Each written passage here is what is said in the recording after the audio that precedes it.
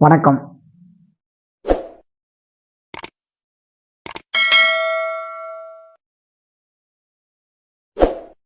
நடிகர் விஷால் சமீபத்தில் செய்தியாளர் சந்திப்பில் பேசினார்.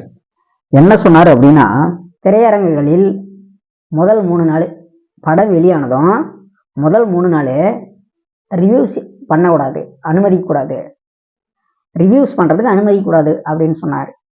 ரிவ்யூஸ்னா என்ன அப்படின்னா, பேட்டி. இப்போ ஒரு படம் காட்சி பார்த்துட்டு வர்றவங்கள பத்திரிக்காரங்க போய் பேட்டி எடுக்கிறாங்க.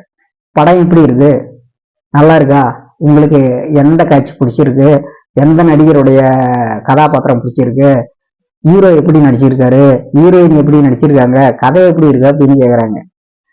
இதில் வந்து பார்த்தீங்கன்னா, இந்த இடத்துல ஒவ்வொருத்தன் ஒரு மாதிரி மைண்ட் உள்ளவனா இருப்பான். என்னுடைய மைண்டு வேற மாதிரி இருக்கும், இன்னொருத்தருடைய மைண்டு வேற மாதிரி இருக்கும்.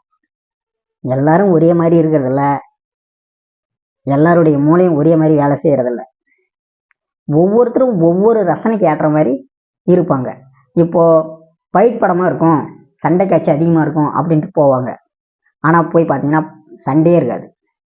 சொல்கிற மாதிரி அவங்களுக்கு வந்து மனசுக்கு வந்து திருப்தி இருக்காது. ஒவ்வொருத்தர் நல்ல கதைக்காக போவாங்க, ஆனால் நல்ல கதை இருக்காது.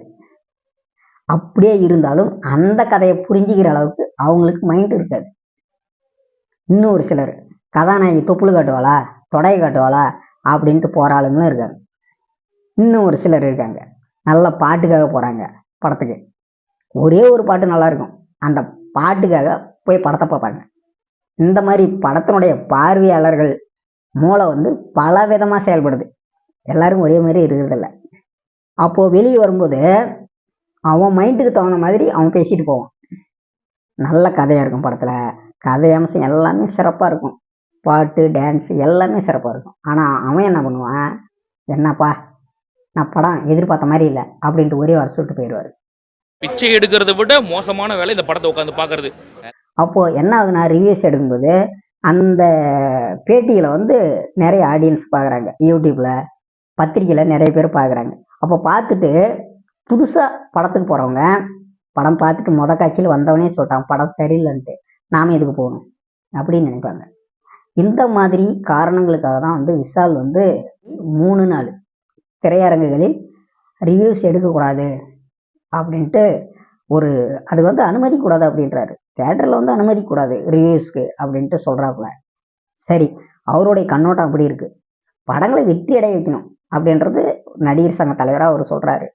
இப்படி ரிவ்யூஸ் எடுத்ததுனால தான் நிறைய படங்கள் சரியாக ஓடலை அப்படின்னு சொல்ல வராரு விஷால். எடுத்துக்காட்டாக பார்த்தீங்கன்னா, சூர்யாவுக்கு கங்குவான்னு ஒரு படம் வந்துச்சு. கதை நல்லா தான் இருக்குது, ஆனால் படம் ஏன்னா ஓடலை. அது 1008 காரணங்கள் இருந்தாலும் இவரு சொல்கிற காரணம் இந்த ரிவ்யூஸ் எடுக்கிறதுனால தான் படமே ஓடலை அப்படின்ற மாதிரி இருக்குது. இந்த படமே எந்த படமுமே ஓடாத படங்களுக்கெல்லாம் இந்த ரிவ்யூஸ் எடுக்கிறதான் காரணம் அப்படின்னு சொல்ல வர்றாரு.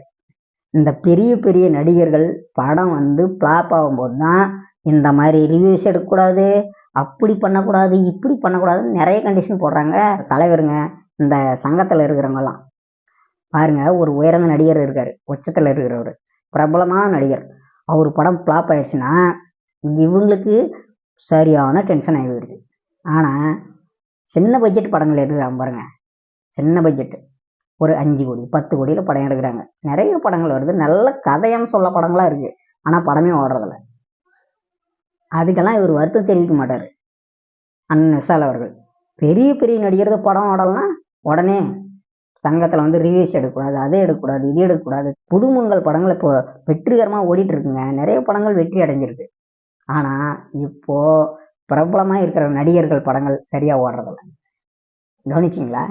விஜயா இப்படி, ரஜினியா இப்படி, அஜிதா அப்படி, அவங்களுக்குன்னு ஒரு பாணி அமைச்சிக்கிறாங்க. அப்படின்னு சொல்லும்போது அதை விட்டு கீழே இறங்கி வரவே மாட்டாங்க. மலையாளத்தில் மம்முட்டி எடுத்துங்க, பேயா நடிக்கிறாரு, வில்லனா நடிக்கிறாரு, திருடனா நடிக்கிறாரு, எல்லா கேரக்டர் செய்யணுமா, கதை என்னவோ அதை பண்ணுறாரு. ஆனால் இங்கே இருக்கிற நடிகர்கள் அப்படி இல்லை. தமிழ் நடிகர்கள் ஏதோ ஒரு சிலர் பண்ணுறாங்க, பெரும்பாலும் வந்து நான் ஹீரோவாக தான் நடிப்பேன், இந்த பெரிய பெரிய நடிகர்கள் மேலே காட்டுற அக்கறை இந்த சின்ன நடிகர்கள் இருக்காங்களே, வளர்ந்து வரும் நடிகர்கள், அவங்க மேலேயும் கொஞ்சம் விஷால் காட்டினா நல்லா இருக்கும். தியேட்டருக்கார் ரிவ்யூஸ் எடுக்கிறதுக்கு அனுமதிக்கக்கூடாதுன்னு விஷால் சொல்கிறாரு. சரிப்பா, ஒருத்தன் படம் பார்த்துட்டு வெளியே வந்துட்டான். ஒரு இடத்துல உட்காந்துட்டு யூடியூப் வழியாக அவன் பேட்டி கொடுக்குறான். என்ன பண்ணுவீங்க? அதுக்கு என்ன ஒரு நடவடிக்கை இருக்குது?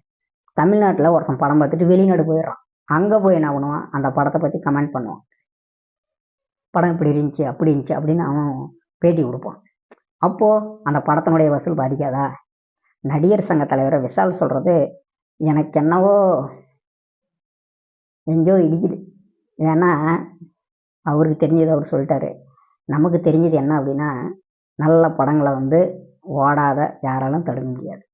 எடுத்துக்கிட்டு சொல்கிறேன் பாருங்க, ஒரு வளர்ந்து வரும் நடிகர், அவர் யாருன்னே தெரியாது, ஒரே ஒரு படத்தில் நடித்தார், அட்டகச்சி படத்தில். தினேஷ், நடிகர் தினேஷ் ரொம்ப நாளாக கழித்து லப்பர் பந்து படத்தில் நடித்தார்.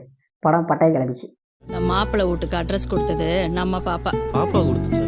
ஓ, லவ்வா? கதை காரணம், கதை முக்கியம். அங்கே சொன்னார்ல விஜய், கப்பு முக்கியம் வீல அப்படின்ட்டு, அந்த மாதிரி படத்துக்கு கதை முக்கியம்.